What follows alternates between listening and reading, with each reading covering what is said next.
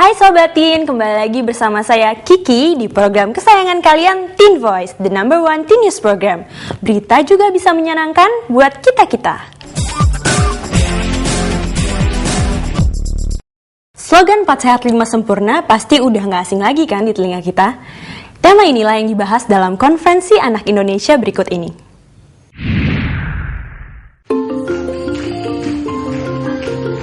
Konferensi Anak Indonesia kembali diadakan lagi nih Sobatin.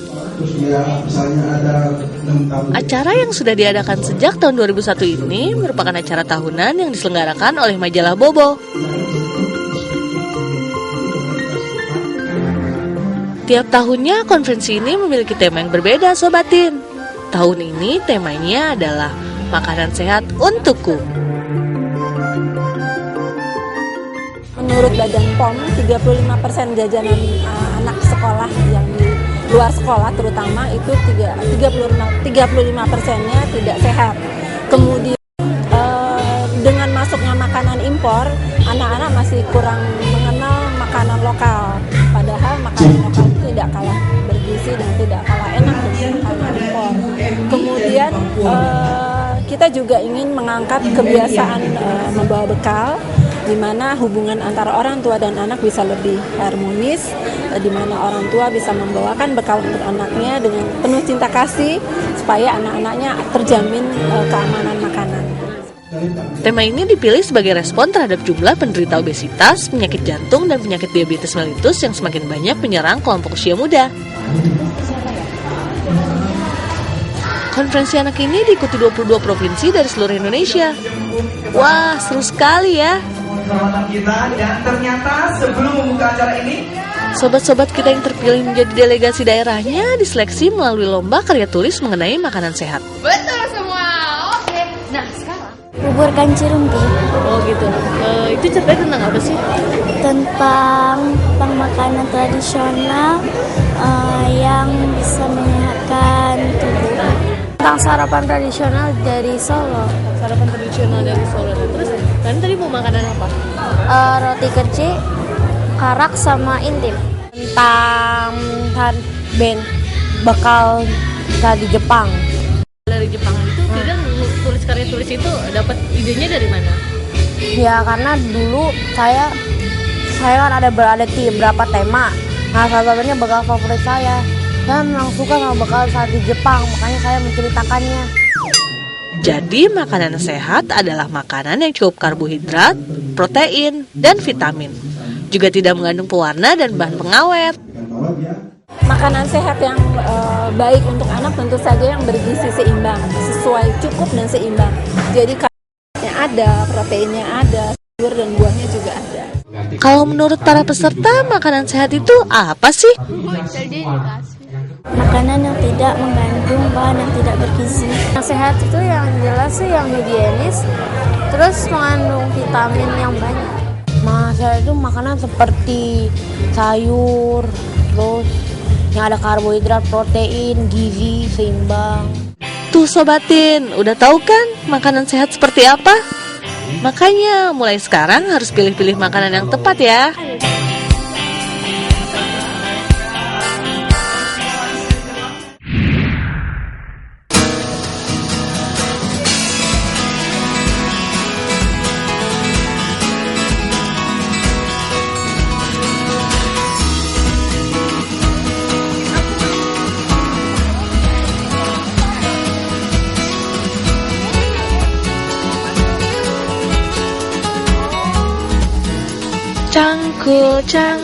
Cangkul yang dalam, menanam sayur di kebun kita.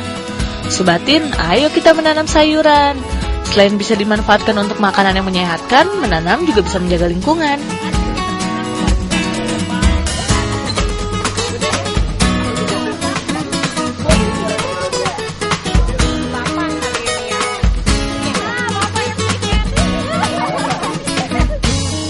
Ada nih komunitas Bandung Berkebun yang bernaung pada Indonesia Berkebun.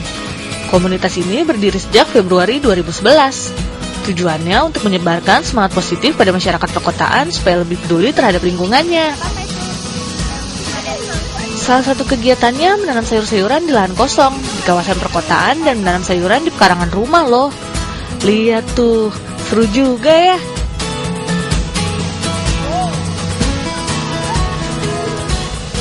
Dengan ide dan spirit yang kita punya, bisa mengajak orang sebanyak-banyaknya berkebun sebagai cara untuk berinteraksi dengan alam, menjaga kelestarian lingkungan, dan juga membantu setiap keluarga memenuhi kebutuhan sayur di rumah. Lalu bagaimana ya buat masyarakat perkotaan yang ingin menanam sayur-sayuran tapi tidak punya lahan?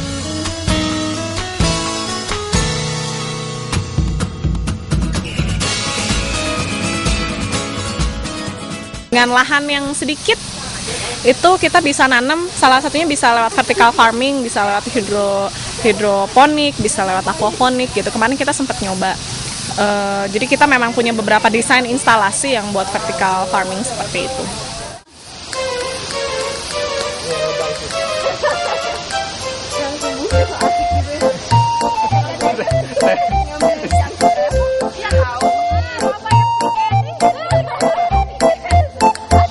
Kegiatan Bandung Berkebun ini tidak hanya menanam saja loh sobatin, tapi mereka juga diajarkan bagaimana cara merawat tanaman, membuat kompos, bahkan sampai membuat pestisida organik loh.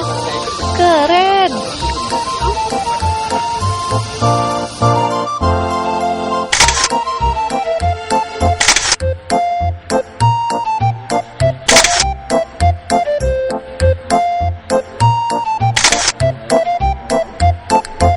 Oh, yang diajarkan sih nggak hanya sekedar nanam ya, sebenarnya tuh kita itu kan utamanya tuh menginspirasi orang lain supaya menanam gitu, menghijaukan gitu, paling nggak minimal dari diri kita sendiri. Kalau misalnya kita udah nanam, setiap satu orang nanam, setiap satu rumah nanam kan, misalnya dalam satu RT atau RW itu kan bisa jadi hijau semua.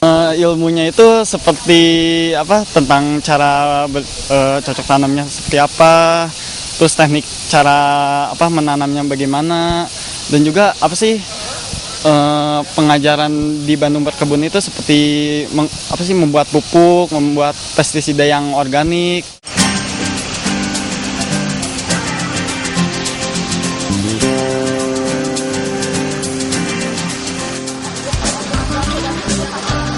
Nah, sobatin, mencintai alam bisa dimulai dari lingkungan sekitar kita.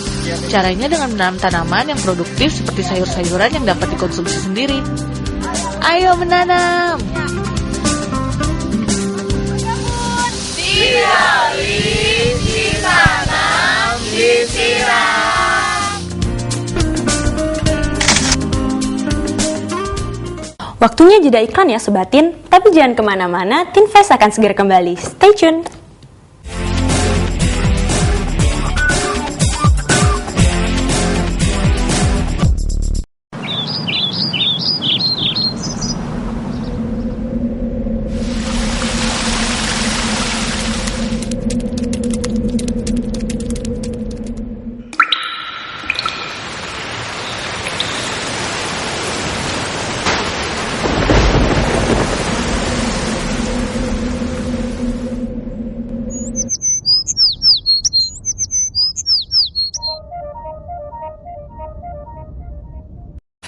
KBR 68H adalah kantor berita radio swasta terbesar di Indonesia. 650 radio jaringan di Indonesia serta 9 negara Asia dan Australia mengudarakan produk kami. Aneka program radio berbasis jurnalisme berkualitas tinggi yang menjadi rujukan masyarakat. Kantor berita radio 68H terpercaya menjangkau Nusantara.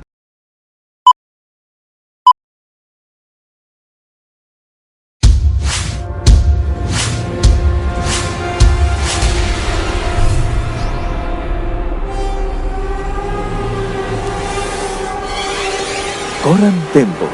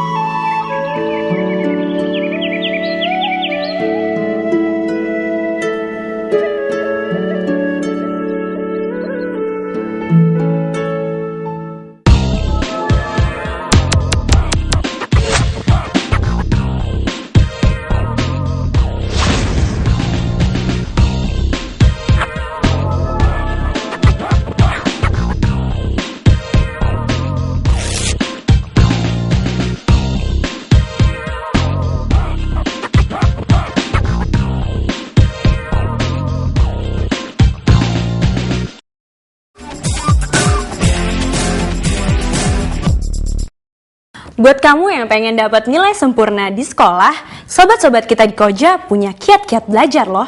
Apa aja sih? Yuk kita lihat.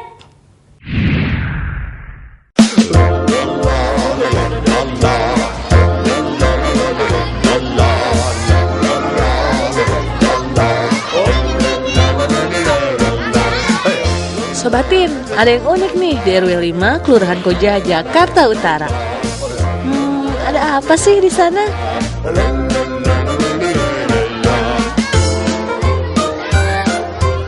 Ternyata di sana ada kampung cerdas, Sobatin. Jadi tuh setiap Rabu malam sobat-sobat kita di RW 5 ini melakukan kegiatan belajar bersama di balai warga. Tidak hanya belajar bersama saja loh, tapi pada hari biasa mereka tidak diperbolehkan untuk keluar pada malam hari, yaitu mulai jam 7 malam hingga jam 9 malam. Dan ketika berada di rumah, mereka tetap harus belajar dan tidak diperbolehkan untuk menyalakan televisi.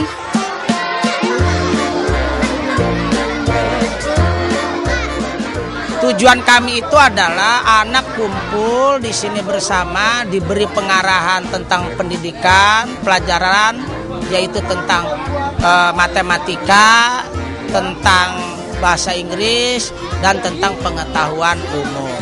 Ditambah sewaktu-waktu anak-anak membaca perpustakaan, karena kita punya taman bacaan masyarakat, bantuan dari TPK Koja, yaitu terminal peti kemas Koja. Dan barang siapa yang melanggar peraturan tersebut, maka sobat-sobat kita di RW 5 ini akan dikenakan denda, yaitu harus membayar Rp2.000.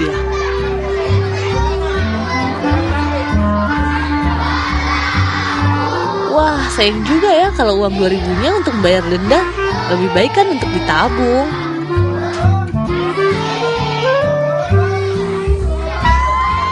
Tapi sobat-sobat kita di RW 5 ini taat peraturan semua loh.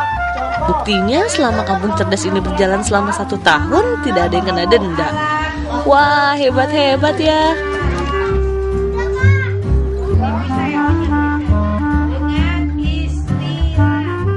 Bagus banget bisa membantu saya untuk bisa lebih dari pelajaran dari sekolahan itu.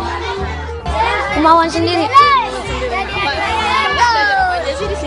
Banyak semua mata pelajaran ada. MTK, IPA, Bahasa Indonesia, IPS, PKN, udah. Sobat-sobat yang ikut jam belajar malam ini mengaku mendapat banyak manfaat loh. Seperti peningkatan nilai di sekolah, kebiasaan untuk tidak menonton televisi, bahkan main handphone pun sudah berkurang.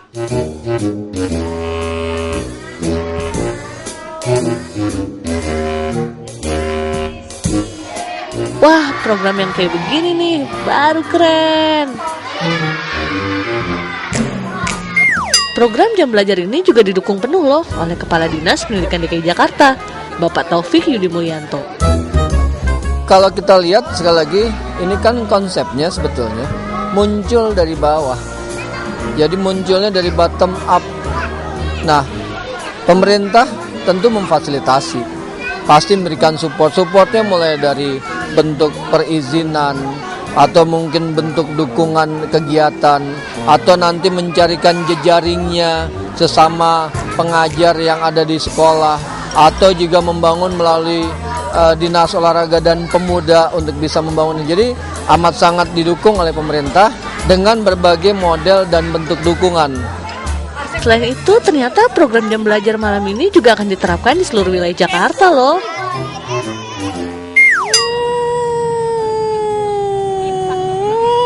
Itu TV mati semua, anak-anak belajar, ya ta? Belajar semuanya, TV dimatikan. Siapa yang ngontrol? RT, RW, dan orang tua yang ada di wilayah itu. Kemudian nanti jam 9 lagi, itu buka lagi, nonton TV lagi, kan udah belajar, udah gitu aja. Meskipun kita punya hak untuk bermain, tapi belajar itu tetap penting ya sobatin. Karena dari ilmu kita bisa mewujudkan cita-cita. Selamat belajar!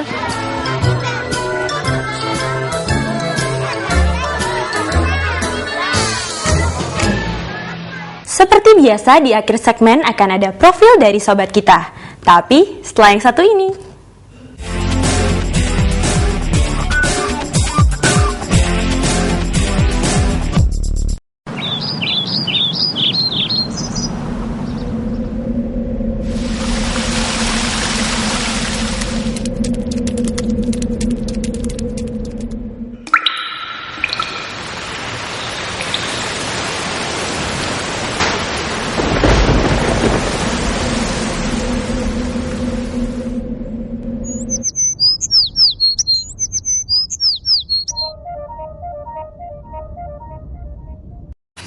KBR 68H adalah kantor berita radio swasta terbesar di Indonesia. 650 radio jaringan di Indonesia serta 9 negara Asia dan Australia mengudarakan produk kami. Aneka program radio berbasis jurnalisme berkualitas tinggi yang menjadi rujukan masyarakat. Kantor berita radio 68H terpercaya menjangkau Nusantara.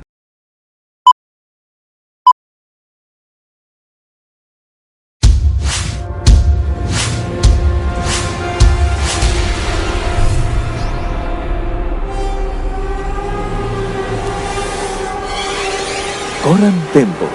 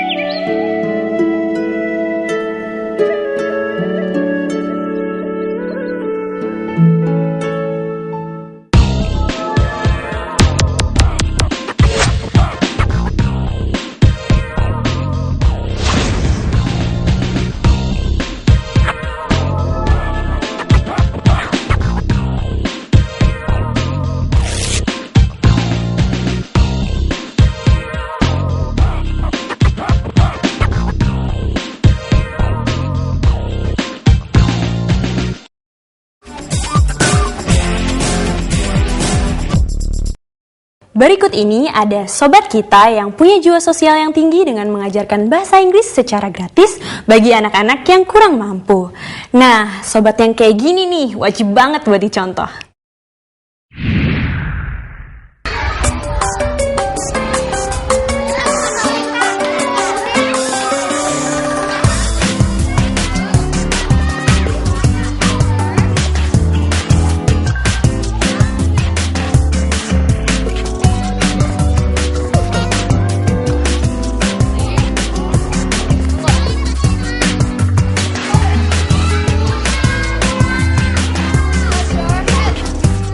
Nama saya Kristi, saya sekarang sekolah di Sinar Mas World Academy di BSD City dan umur saya 15 tahun.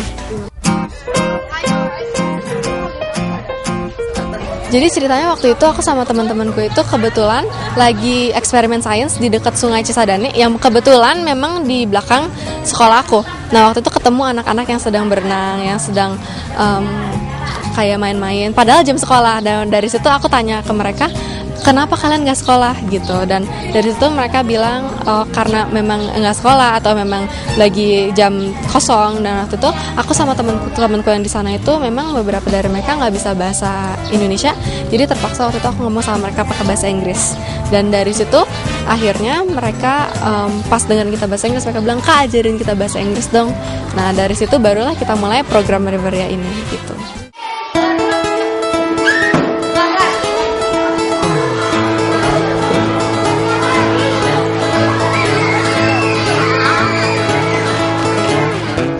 Bahasa Inggris itu emang sesuatu yang banyak orang bicara dan emang sebanyak informasi datang dari bahasa Inggris. Jadi dengan belajar bahasa Inggris mereka bisa belajar lebih jauh, terus berkomunikasi dengan lebih banyak orang gitu.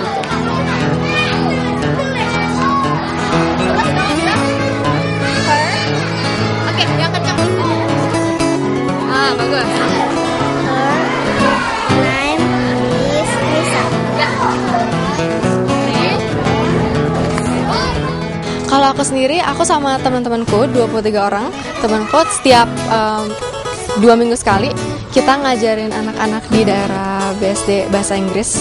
Nah dari situ jadi setiap minggu kita rancang kurikulum, kita ajarin sendiri, kita emang ngajar-ngajar anaknya sendiri. Yang terakhir keluar dari lingkaran, oke? Kita coba dulu sekali ya. Touch your shoulder. Shoulder ini. Coba sekali lagi ya. Ini. Shoulder. Ya. Ini tahun kelima. Jadi sejak aku SMP 1 sejak 2009.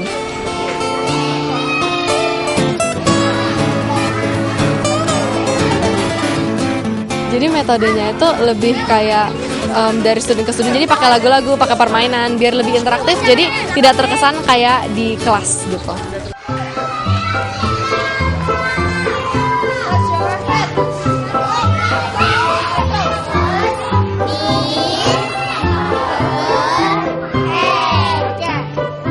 Kesulitannya sih sebenarnya cuma untuk mengatur-ngatur anak-anaknya sendiri, tapi karena kita pakai approach di mana kita sebagai murid mendekatkan kepada murid lain, jadi lebih gampang sebenarnya. Gitu. Kesulitan-kesulitannya mungkin kadang-kali karena kita merancang kurikulum sendiri dan kita harus memastikan bahwa anak-anak itu dapat mengerti kurikulum yang kita udah siapkan. Nah dari situ prosesnya emang kadang-kadang ribet, cuman pas anak-anak yang ngerti juga worth it juga di akhirnya kayak gitu.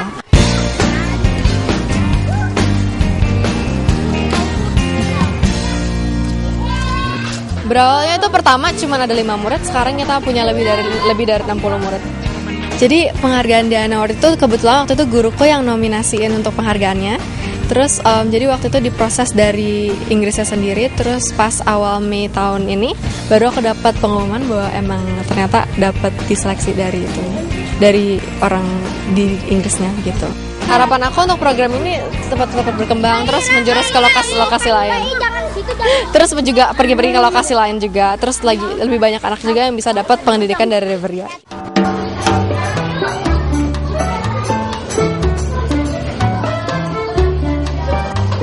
Jadi Diana Award itu sebenarnya penghargaan di mana mereka melihat orang yang memberikan hal-hal kontribusi positif kepada kayak komunitas di sekitar mereka yang mungkin memang kurang beruntung atau memang butuh bantuan. Jadi setiap tahun itu Diana Award tuh pilih beberapa individu, misalnya 5-6 orang dari seluruh dunia, dan mereka kasih penghargaan ke orang-orang itu.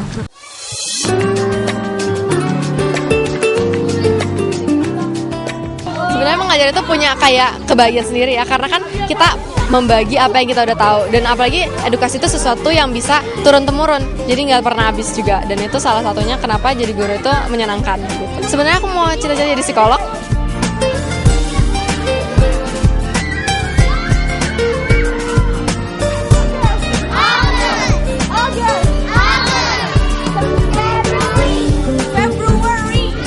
Kalau untuk rapor untuk anak-anaknya kita emang nggak ada, cuman kalau kita tiap untuk melihat apa anaknya berkembang itu pakai tes, dan dari situ bisa kelihatan emang mereka udah bisa ngerti atau belum gitu. Bisa dilihat antusiasme mereka sangat tinggi, dan aku sangat bersyukur untuk itu ya, karena mereka juga mau belajar, jadi nggak ada yang sulit kalau untuk anak-anak kayak gini.